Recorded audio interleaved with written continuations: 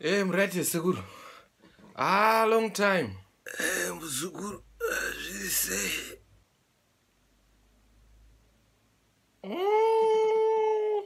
Seguru mapera. Yeesh. Anorwara ndo zvinoita upenyu asi anozongopora wani. Saka madhokta ari kuti chii manje? Dr. Patel. Dr. Patel wakati ikensa. Ndazviona kuti kaperera kaka. Akazikeka. Nambofuda kufunga kuti edzere kana kuti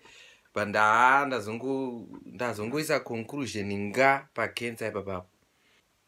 Wakati ikensa. Ya mapera Sekuru. Pera chai. Saka makaita wiu here, mune wiu here.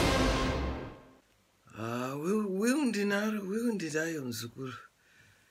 Wiu chinhu chakakosha muupenyu but asanda kufa zvangu.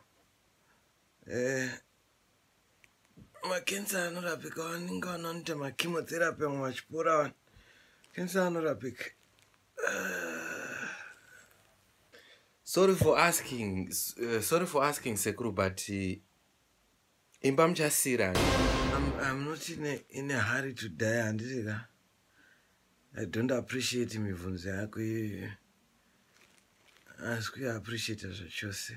Ndafunga sezvandiri muzukuru wenyu ari bhondo yazokuonai muchirwara chichi munogona kusirawo vachi then.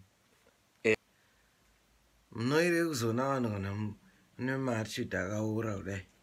I'm not saying you're going to die, but I'm just saying if you were to die, munosira ani. I was not saying that you are going to die.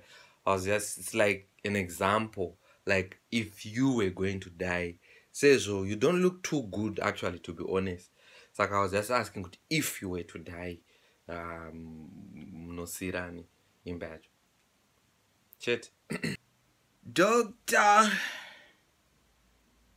Dr. Patel. What is it? Please remove this thing. Remove this thing. Wait, I'm coming. I was just doing a liposuction here. Keep lying on the bed, sir. Please don't move. That's what making you cough now. Don't move on the bed, sir. Just keep lying on the bed, sir. Just don't move, okay? Would you stop spitting on the floor, man?